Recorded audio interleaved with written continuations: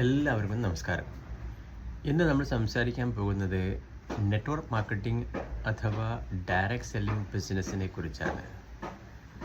സാധാരണ ഈ ഒരു ബിസിനസ്സിനെ കുറിച്ച് നമ്മളൊരു വ്യക്തിയോട് പറയാൻ പോകുമ്പോൾ എല്ലാവർക്കും ഈ ഒരു ഇൻഡസ്ട്രിയോട് കൂടി പറയുകയാണെങ്കിൽ വളരെ പുച്ഛമാണ്. എന്താണതിന് കാരണം എന്ന് നമ്മൾ ചോദിക്കുകയാണെങ്കിൽ ഒരേ ഒരു ഉത്തരവേ ഉള്ളൂ: അറിവില്ലായ്മ. നമുക്കറിയാം, ഏതൊരു കാര്യം നമ്മൾ ചെയ്യുമ്പോഴും അതിനെക്കുറിച്ച് പൂർണ്ണമായും പഠിച്ചാൽ മാത്രമാണ് അതിനെക്കുറിച്ച് വ്യക്തമായൊരു ധാരണ നമുക്ക് ഉണ്ടാകുകയുള്ളൂ. അപ്പോൾ ഇവിടെ ഡയറക്റ്റ് സെല്ലിംഗ് ബിസിനസ്സിൽ നമ്മൾ പഠിച്ചിട്ടുള്ളതും പഠിപ്പിച്ചു കൊണ്ടിരിക്കുന്നതും അഥവാ നമ്മൾ മനസ്സിലാക്കിയിരിക്കുന്ന കുറേ കാര്യങ്ങൾ വ്യക്തതയില്ലാത്തത് കൊണ്ടാണ് ഇന്ന് ഈ ഒരു ബിസിനസ്സിനെ ജനങ്ങൾ അക്സെപ്റ്റ് ചെയ്യാത്തത്. ഈ ഒരു 5 നിമിഷത്തെ വീഡിയോയിൽ ഞാൻ ആഗ്രഹിക്കുന്നത് ഡയറക്റ്റ് സെല്ലിംഗ് ബിസിനസ് എന്താണ്, ട്രഡീഷണൽ ബിസിനസ് എന്താണ്, ഇതിൻ്റെ രണ്ടിൻ്റെയും അഡ്വാൻറ്റേജ് എന്താണ്, ഇതിനെക്കുറിച്ചാണ് നമ്മൾ സംസാരിക്കാൻ പോകുന്നത്.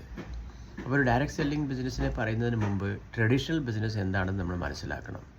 ഒരു ട്രഡീഷണൽ ബിസിനസ് എന്ന് പറയുകയാണെങ്കിൽ അത് നമുക്കറിയാം, പരമ്പരാഗതമായി നടന്നുകൊണ്ടിരിക്കുന്ന ഒരു വിപണന രീതിയാണ്, ഒരു കച്ചവടമാണ്.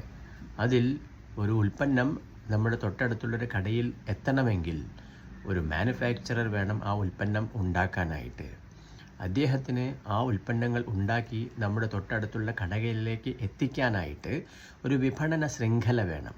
ആ ശൃംഖലയിൽ തീർച്ചയായിട്ടും ബിസിനസ് മൈൻഡഡ് ആയിട്ടുള്ള ആളുകളും ഒപ്പം തന്നെ ഇൻവെസ്റ്റ്മെൻറ്റും അതുമാതിരി തന്നെ ഇൻഫ്രാസ്ട്രക്ചറും ക്രിയേറ്റ് ചെയ്യാൻ സാധിക്കുന്ന ഒരു മേഖലയിലുള്ള ബിസിനസ്സുകാരാണ് അദ്ദേഹം ചുമതലപ്പെടുത്തുന്നത്. അപ്പോൾ ഞാൻ ഒരു ഉൽപ്പന്നം മാനുഫാക്ചർ ചെയ്യുന്നു. ആ ഉൽപ്പന്നങ്ങൾ തൊട്ടടുത്തുള്ള നിങ്ങളുടെ കടയിലേക്ക് എത്താനായിട്ട് ഒരു വിപണന ശൃംഖലയുണ്ട്. ആ ശൃംഖലയിൽ ബിസിനസ് മൈൻഡഡായിട്ടുള്ള ആളുകളുണ്ട്. അവരതിൽ പൈസ ഇറക്കിയിട്ടുണ്ട്, ഇൻഫ്രാസ്ട്രക്ചർ ഇറക്കിയിട്ടുണ്ട്, എംപ്ലോയീസിനെ വെച്ചിട്ടുണ്ട്. അവിടെ ഒരു മാനുഫാക്ചറർക്ക് 10 രൂപ വില മതിക്കുന്ന ഒരു പ്രൊഡക്റ്റ് തൊട്ടടുത്തുള്ള ഒരു കടയിൽ 40, 50, 60 രൂപയ്ക്ക് നമുക്ക് ലഭിക്കുന്നുണ്ടെങ്കിൽ അവിടെ തീർച്ചയായിട്ടും ആ കണ്ണിയിൽ, ആ ശൃംഖലയിലുള്ള എല്ലാവർക്കും ലാഭം കിട്ടിയാൽ മാത്രമാണ് അവർ ആ ബിസിനസ്സിൽ നിലനിൽക്കുകയുള്ളൂ. അപ്പോൾ തീർച്ചയായിട്ടും അവിടെ ലാഭം ഉണ്ട് എന്ന് നമുക്ക് എല്ലാവർക്കും അറിയാം. കൂടാതെ ഈ ഒരു പ്രൊഡക്റ്റ് നമ്മൾ വാങ്ങണമെങ്കിൽ നമ്മളിൽ ഒരു വിശ്വാസം അല്ലെങ്കിൽ ഒരു പ്രലോഭനം അല്ലെങ്കിൽ ഒരു പ്രചരണം ആവശ്യമാണ്. അതിനുവേണ്ടി ഇന്ന് എല്ലാ കമ്പനികളും ചെയ്യുന്നത് പബ്ലിസിറ്റി, അഡ്വർടൈസിംഗ് ആണ്.